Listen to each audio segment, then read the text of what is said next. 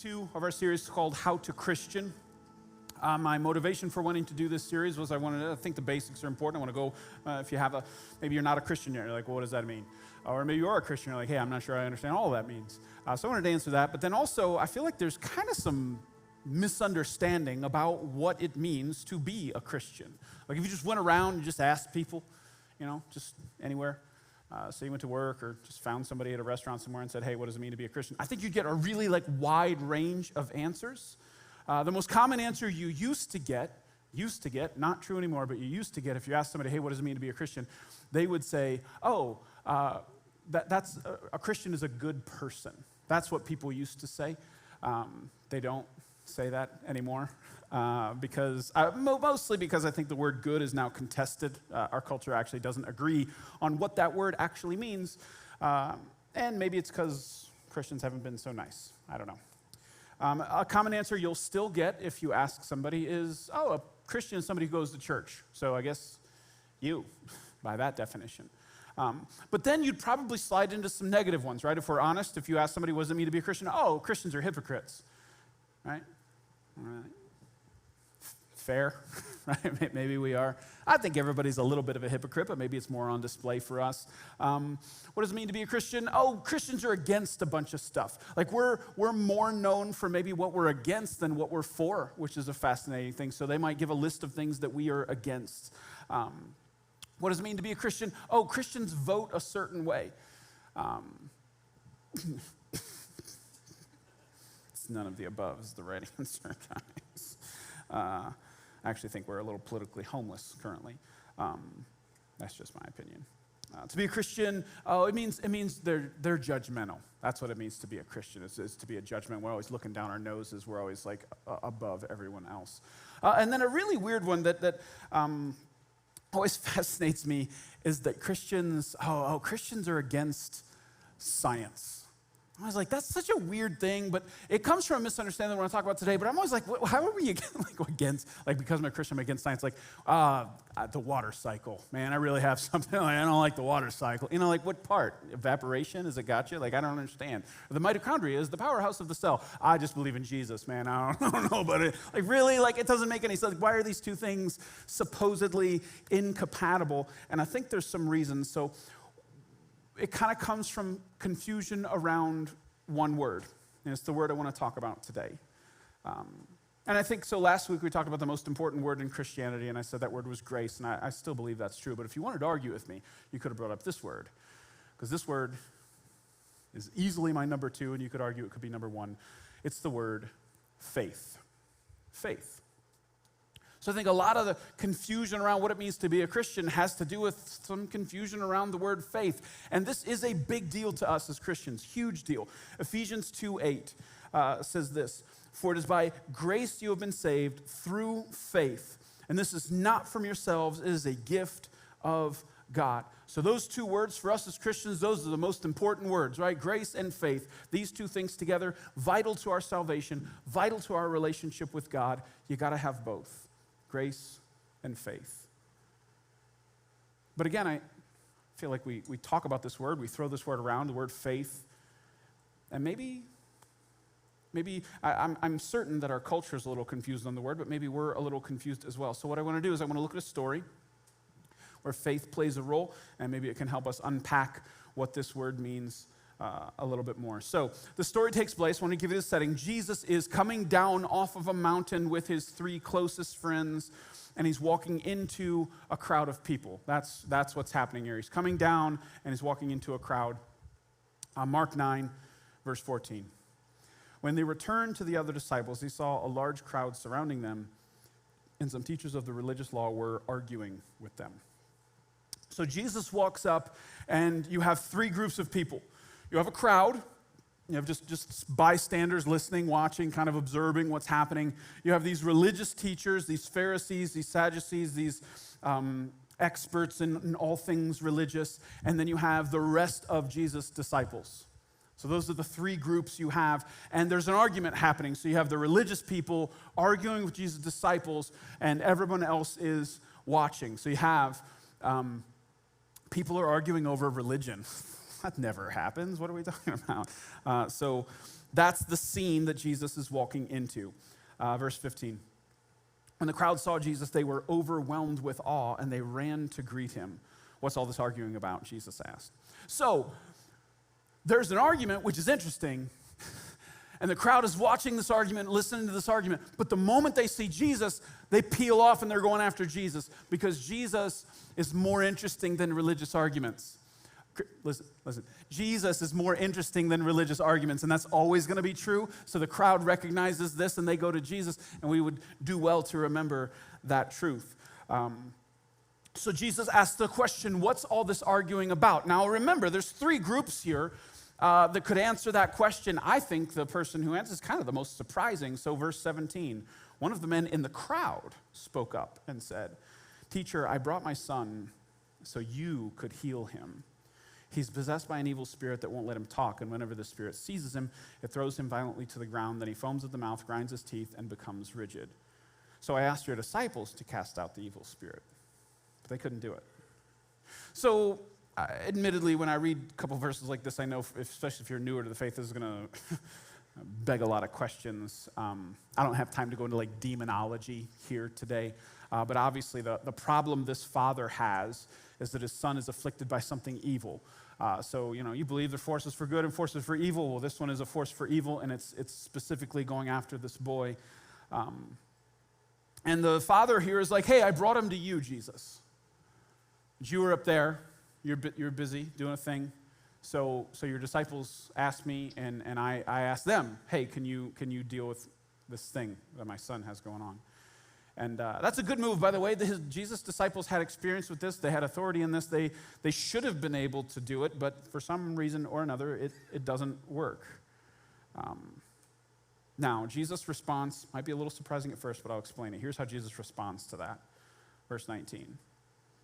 Jesus said to them, "You faithless people, how long must I be with you? How long must I put up with you? Bring the boy to me."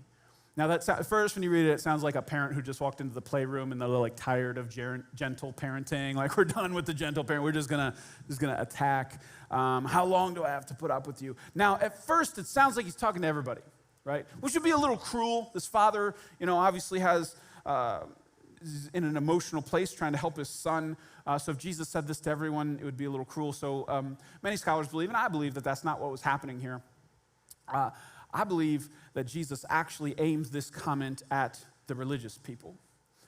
Because what's happening here is the religious people have, so just imagine the scene. The father brings this boy, the disciples try to start healing them, a crowd starts to gather, which is already uncomfortable, right? This is not a thing you wanted an audience for. And then a part of that crowd is this religious little group of people, and the disciples can't do it. They're not able to do it, so these religious people start, "Oh, you can't heal him, huh?" And they start mouthing off about the disciples' inability to heal this boy. And they want to score religious points, so to speak. They want to shame the disciples. They want to shame Jesus, and they want to elevate themselves by mocking them for not being able to heal this boy. What a dumb thing to at the expense of a vulnerable person, try to score religious points. And that's what's happening. So I believe when Jesus says, "You faithless people, how much must I be with you?" He was talking to the religious people.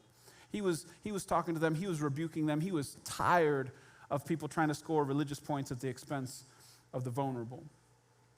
So Jesus, and by the way, that's consistent with the way Jesus' ministry went. He always had teeth for the self-righteous, for the people who think they're better than everyone else. Jesus was really sharp with them. He was always very kind and patient with the broken and the hurting and the people who knew they were sinful. Always that way. So that would be consistent that Jesus aimed this comment at the religious people. So next verse 20. So they brought the boy, but when the evil spirit saw Jesus, it threw the child into a violent convulsion. He fell to the ground, writhing and foaming at the mouth. If you read all four Gospels, Matthew, Mark, Luke, and John, every time a demon interacts with Jesus, there's a reaction. It seems that the demons recognize Jesus for who he really is more than humans do. So there's this reaction happens. Verse 21. "How long has this been happening?" Jesus asked the boy's father. And he replied, "Since he was a little boy. The Spirit often throws him into fire or into water, trying to kill him. Have mercy on us and help us, if you can. If you can. Now, whenever you read the Bible, I hope whenever you read the Bible, you don't just read it. I hope you try to put yourself into the character and really feel what they're feeling. You have to imagine the emotional state of the people speaking. You can't just read this. If you just read this cold, it doesn't hit the right way. So here's what you have to imagine. This father, what did he just say? He said that this boy has had this problem since he was little. So this has been a long time that he's been experiencing this. And just imagine being a parent with a kid who has a thing like that you can't fix. Any parents don't do well with that when you can't fix something, that your child has something wrong that you want to fix, but you don't have the power to do it? This would have been horrible. And I imagine that this father had done lots of stuff, right? He'd probably tried doctors. He'd probably tried medicine. He'd probably tried the religious people. He'd tried stuff. And I imagine, I don't know, this isn't in there, I just imagine this, that they had tried a lot of things, and it had been a lot of years, and they were probably a lot of, exhausted from trying stuff. And maybe they hear about Jesus, oh, man, there's this guy. He can heal people, man. And maybe the husband came to the wife, and he's like, hey, so I heard about this guy. He can heal people. And I don't know why, I just imagine they had a fight over it. She's really, we're going to do this again? Because, taking your child through trying to fix them is sometimes harder than just letting it be. You know what I'm saying? There's a whole process. If he went to the doctor and went to these religious people, this whole process was probably really hard on everyone. So I imagine she was just are we really going to do that again? Are we really going to put him through it again? Can we just manage this? Maybe they were kind of friction in that. Because it was they had to travel. Jesus was never in the same place. So he had to take his son and go find Jesus. So I imagine there was friction in that. She probably eventually gave in. Okay, let's try. And then he travels, and he brings his son. And when he gets to where Jesus is, he's like, where's Jesus? And they're like, he's busy. And the disciples are like, well, how can we help you? And he tells them the story, and they try. And it doesn't work. And then the crowd starts to gather. Can you imagine being that father? You're like, oh, now there's a crowd. And then the religious people start in. You're standing there watching your son try to be healed, and then people start mouthing off, oh, you can't heal him, huh? Can you imagine how you would feel? He's got to be broken. So when Jesus walks down the mountain, he just steps forward. He's like, here's what's happening. This is it. I'm the source of the argument. My son. And they can't heal him. So when he says this last sentence, have mercy on us and help us, if you can. Oh, man. Don't you just imagine his eyes were at the very least welling up, if not, tear running down his cheek, nothing's worked. So here's Jesus' response. And I believe Jesus' eyes are welling up at this point too, verse 23. What do you mean if I can? Anything is possible to a person who believes. So I believe this is a compassionate call to faith. This is actually meant to be an encouraging thing to draw this father in. Now, I want to pause the story for a minute because we got to talk about this word, faith. So when Jesus said anything is possible to the person who believes, that word is actually the same word that gets translated faith in many other places. As a matter of fact, some translations actually say anything's possible if a person has faith. So if you don't know, the New Testament is written originally in the Greek language, and then it's translated to English a bunch of different times. There's all different kinds of translations. So I want to teach you a Greek word this morning. And I want to say I guarantee you'll never forget it. So it's the word for faith, the Greek word for faith, found all over the New Testament. You ready? Here it is. There'll be a test later. It's the word pistis. Did you hear me? Pistis. See, I told you, you'll not forget that because it sounds like you're kind of cussing. Next time someone asks you how you feeling, I'm full of pistis.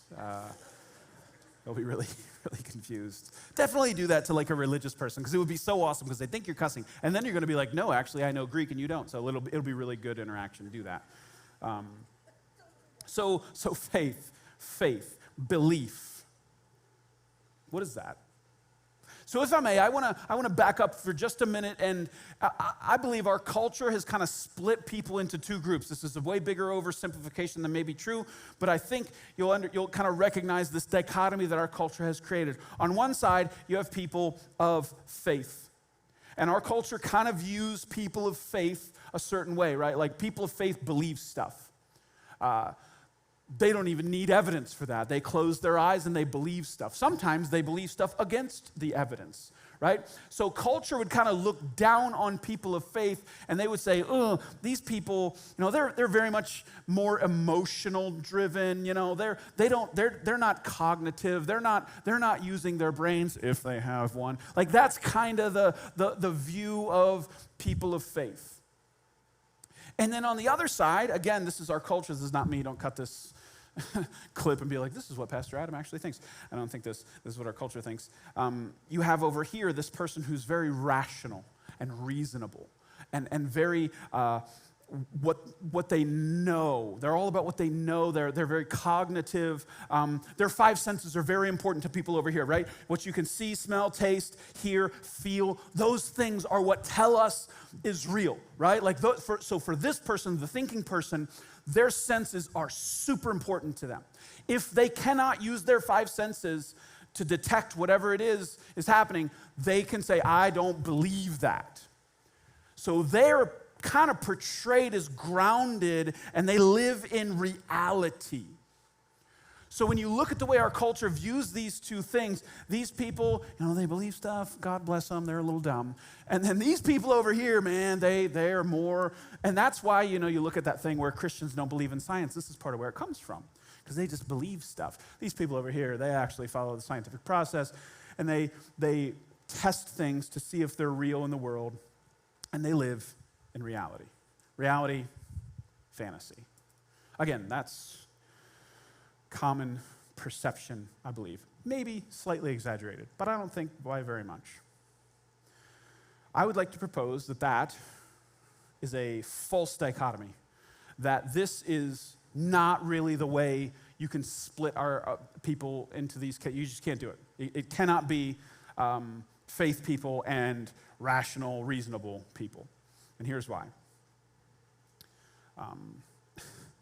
I believe, and maybe this will be slightly controversial, I believe that every single person on the planet is a person of faith.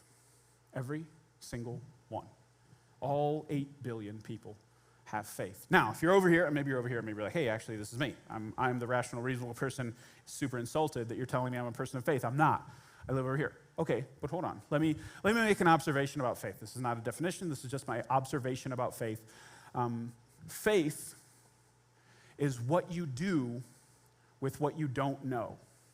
Faith is what you do with what you don't. So you have some things you know, right? There's a sphere of knowledge that you have, but faith is what you do with anything outside of what you know, okay? And maybe if you're over here like, good, yeah, that's fine. I just live in this, I only want to operate inside of this sphere of things that I know. I'm not going to deal with stuff outside of what I know. And I want to say fair, I like that thinking, but I also want to propose that the list of things we don't know versus the list of things we do know, the comparison is laughable. Like if you made a list of things you don't know, it would be miles long. You make a list of things you do know, it's small. We're talking bucket versus ocean, right? What you know is so small compared to what you don't know. They are not even comparable. And this happens all the time. So you gotta. If you're gonna say I only operate in what I know, hold on, do you? So let me give you some examples.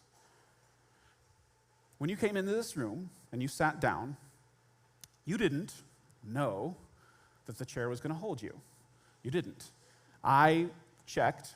Nobody came in here and did like the scientific process on your chair before you sat down, right? I didn't see anybody bring in some weights and test it. I didn't see anybody with a Phillips head screwdriver. None of that happened. You came in and you sat down because you believed it would hold you, or in my language, you had faith that it would hold you.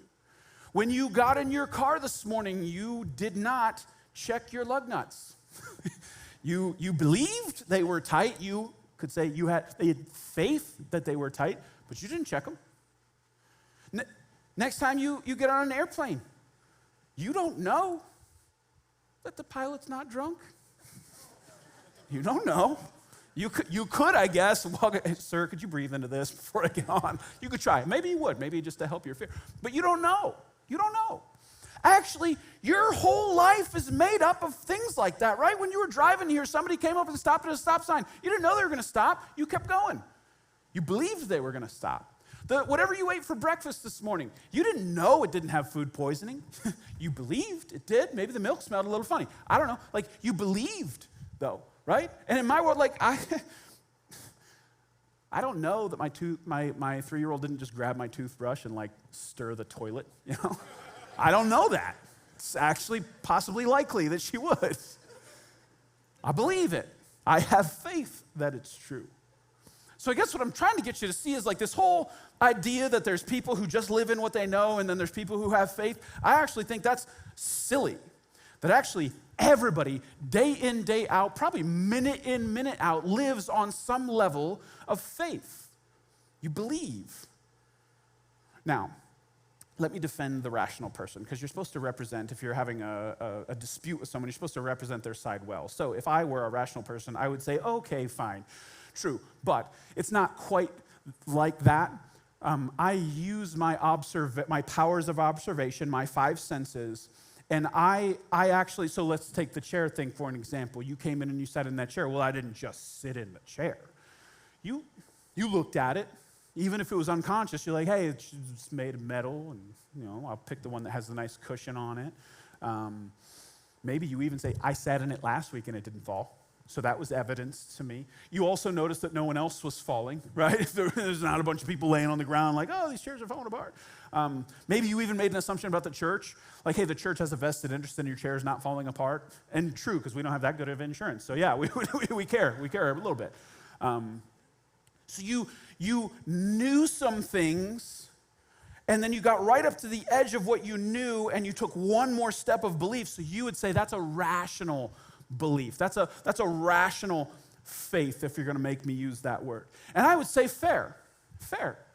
But again, we do this all the time. Yeah, so people don't usually run stop signs, so I believe they were going to stay. So it's based off of this pattern that I've noticed, right? I don't usually get food poisoning from Pop-Tarts, so I'm probably good, right? You're recognizing a pattern, and you're just taking one step past the pattern and saying, this is my rational next step of faith. Fair enough.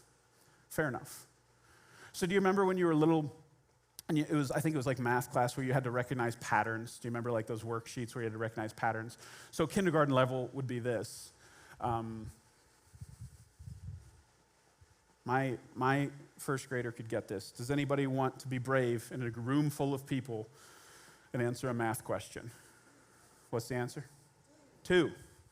Yeah. Now you don't know that, but 1, 2, 1, 2, 1, 2, 1, 2. Duh, yeah, right. Gold star, you passed kindergarten. All right, next one is, my 7-year-old couldn't get this one probably. What's the answer to this one? 18, you got it. So yeah, you're counting by 3s. Again, you don't know it, but you're like, okay, if I'm counting by 3s, the next number in the sequence would be 18. Yeah. All right, what about this one?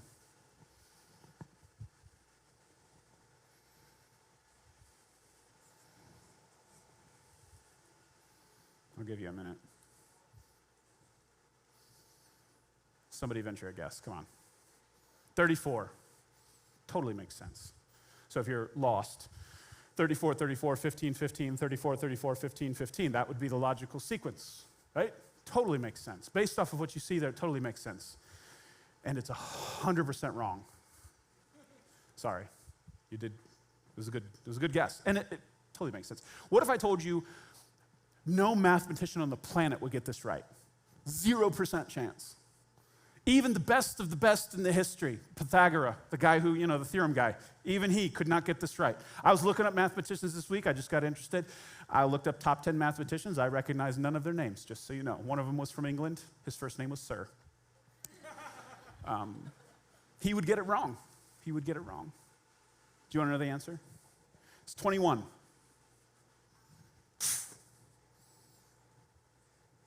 Do you figure it out? I'd be really impressed. So here's what this is. Here's why you're wrong. These are the jersey numbers of the last 5 NBA MVPs. It's Giannis, Jokic, and 21 would be Joel Embiid, who won it last year. Why didn't you get it right? It's a trick question. Not really. Here, listen. The reason you got it wrong is because there was something outside of this little test that you didn't know, right? Your view of things was only this big. And you didn't know what you didn't know. You know what I'm saying? Like, you didn't know what you didn't know. It wasn't even that you're like, there's some stuff I don't know. There's even stuff that you don't know that you don't know. Like, it's that big. So the reason you got this wrong is because there was something outside of it. If you just based it off what you knew, 34 was the right answer. I think 34 was the right answer. But it wasn't what you knew that caused you to get the answer wrong. It's what you didn't know that caused you to get the answer wrong.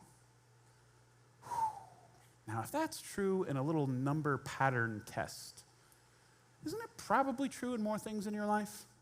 That as you're recognizing patterns, you're picking things up, that maybe sometimes you're going to get something wrong, not based off what you know, but based off something you don't even recognize is there? And that's why I really have a hard time with people who are like, I'm only a rational, reasonable person. Well, okay, but sometimes you're not going to be able to, you don't have enough information to be rational and reasonable. That there's going to be things outside of what you know that are going to very much affect what you're saying you believe. So back to our story. This father has this son who's hurting and tortured since he was young. And he's tried everything, right? Doctors, medicine, healers, prayer, religious men, and now even Jesus' disciples. He's tried everything. And now he finally meets Jesus, and he gets this place where he says, help me if you can. Where does that if you can come from? I think some people dunk on this guy like, if you can, gosh, it's Jesus. Hold on. Can I show you the pattern? Doctors didn't work. Medicine didn't work. Healers didn't work. Prayer didn't work. Religious men didn't work. Even Jesus' disciples didn't work. Now we get to Jesus. What's the pattern say? If he's just going to live over here, it's not going to work. There's no chance. I'm actually impressed that he got to if you can. That's impressive that he got all the way there. Because if I'm him, I'm out. The moment the disciples failed, I'd be like, come on, son, let's go. We don't have to do this anymore. This is stupid. I'm not putting you through this anymore. I can't. So the fact that this guy got to the place of saying, if you can, man.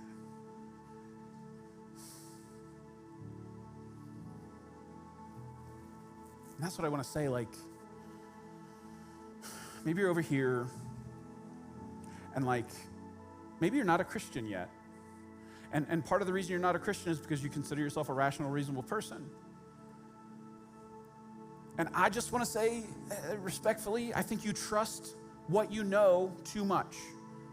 Or not, maybe that's not the right way to word it. Maybe you're acting as if you know more than you really do.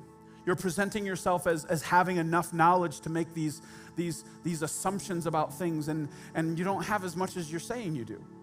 Maybe you're missing something in the pattern that you see. Because you're looking at the world saying, no, I believe this, this, and this, therefore there is no God. Or I believe this, this, and this, I just believe Jesus was a good teacher. And 1, 2, 1, 2, 1, 2. But what if that's not it? What if it's way bigger than that? What if the pattern you're looking at is actually 34, 34, 15, 15, and you're going, no, it's 34. What if it's not? What if there's a whole nother world that you can't see that would totally affect the pattern? So I want to say, if you're not a Christian, your faith that God isn't real, and that's what it is, faith, because you don't know it, is misplaced.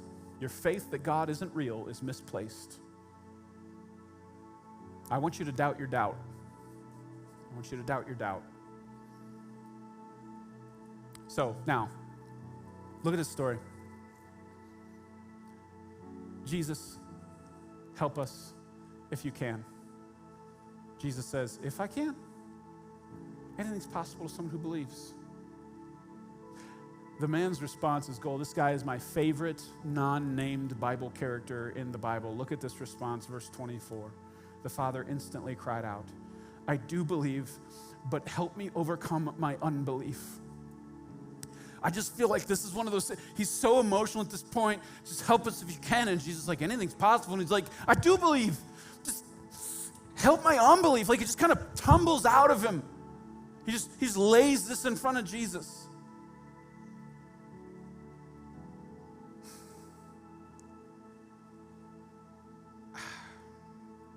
Oh, what an imperfect mess. He's got belief inside his heart, but he's also got unbelief. He's got faith, but it's not all faith. It's mixed. There's conflicted. There's doubt. There's all kinds of other stuff in there. There's pain. There's hurt. It sounds like he wants to have faith. He has this desire for faith, but he's acknowledging he's just not there. And he does. He seems to be in the place where I want you to be. He's doubting his doubts. Just enough. Just enough.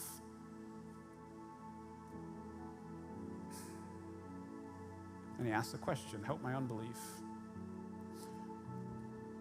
You know, the churches I grew up in, this guy would have been in trouble. Did anybody else grow up in a church where you can't talk like that? Because he just admitted, hey, I've got a little faith. I don't have all of it. This is not all faith in here. I've got some. Man, you get in trouble talking like that in the churches I grew up in. Like, are you allowed to approach Jesus with a little bit of faith and then have the guts? This is the 11 o'clock. I said guts. To ask Jesus to help you with your little bit of faith? Because the churches I grew up in, I think what we would have been told is, no, you approach Jesus with faith. You can't bring that unbelief to you. You got to have 100% faith to bring to Jesus, or you go figure it out and come back.